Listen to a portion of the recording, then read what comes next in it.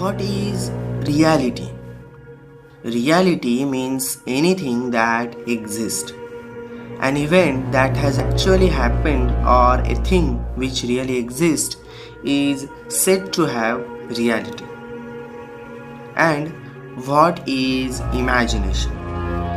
Imagination is entirely our creation, and we obviously won't believe anything that's part of it exists.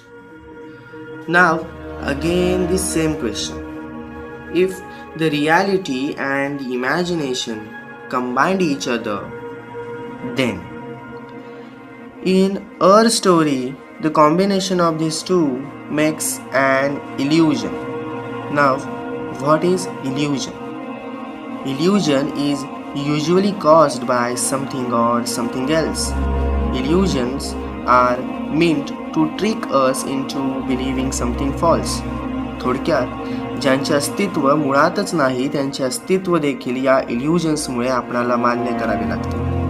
कारण इल्युजन्स हे अर्थातच विविध प्रतिमांनी बनलेलं रियालिटीमधून काढलं गेलेलं एक चित्र असतं. शिवाय त्यात आणखी थोडी बहुत भर पडते ती आपल्या इमॅजिनेशनची. So back to our story. We already discussed two stories. One is real and other is imagined. But now the time has come to combine two stories to make one.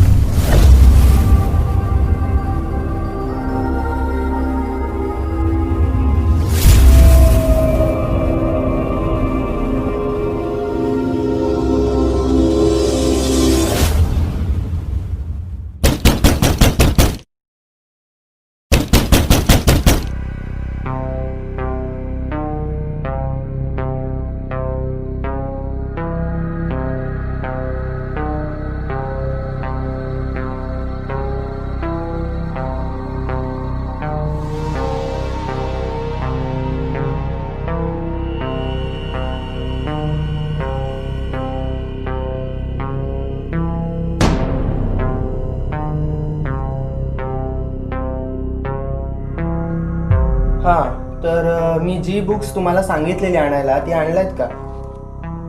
O hello, मी तुमच्याशी बोलतोय. ओ hello. हा, असं काय रे? अरे येडा आहे का रे? ओ hello.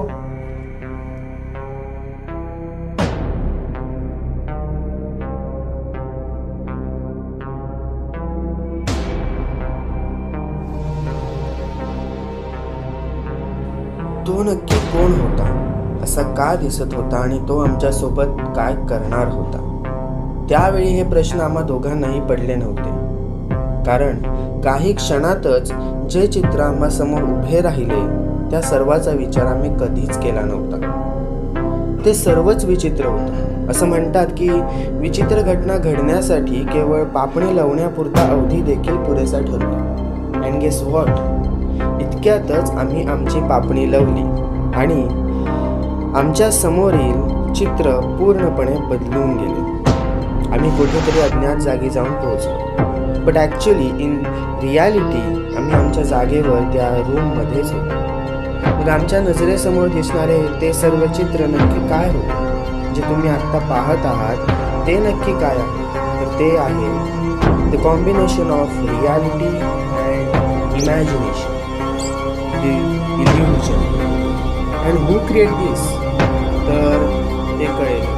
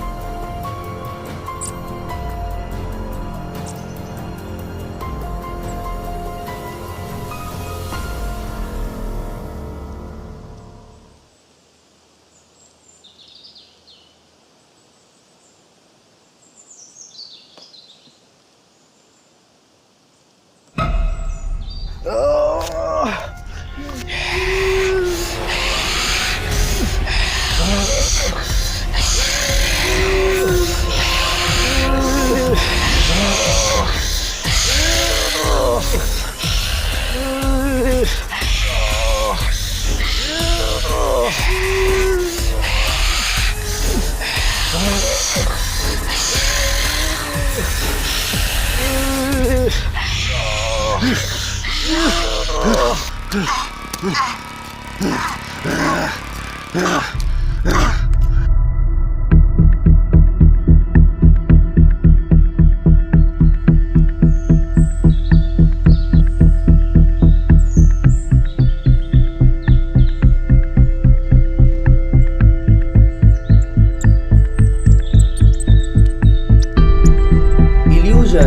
are like a trap, कारण ते इल्युजन क्रिएट करणारा आपल्या माइंड सोबत खेळत असतो. लाईक आपल्या नजरेसमोर तो वेगवेगळी दृश्य आणून ठेवतो, जणू we are teleported from one place to another.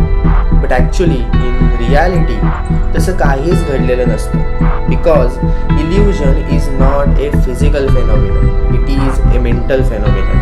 आणि त्यावेळी माझ्यासोबतही तसेच काहीसे घडले. माझ्यासमोर वेगवेगळी दृश्य येऊन उभी राहू लागली, जणू मी टेलिपोर्ट होत होतो, एका जागेवरून दुसऱ्या जागेवर, दुसऱ्या जागेवरून तिसऱ्या जागेवर.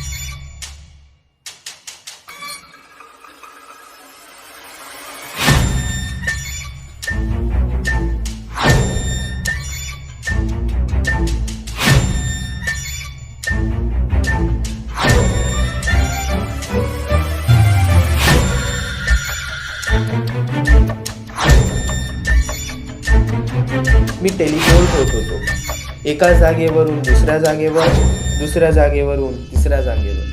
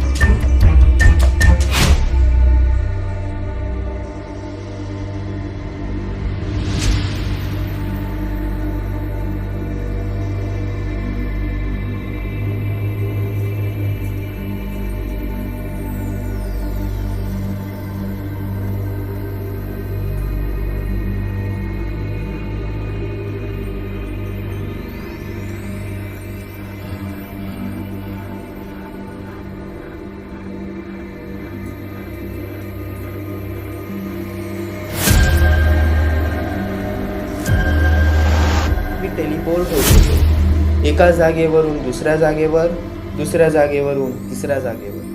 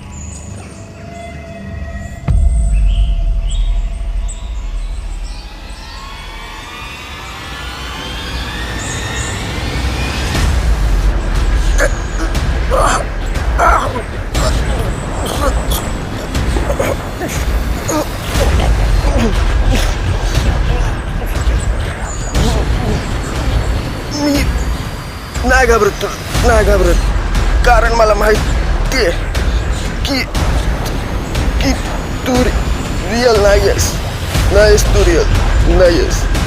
तू तू तू एक्झिस्ट नाही करत एक्झिस्ट तू नाही करत.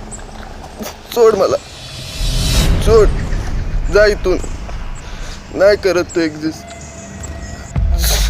सोड मला.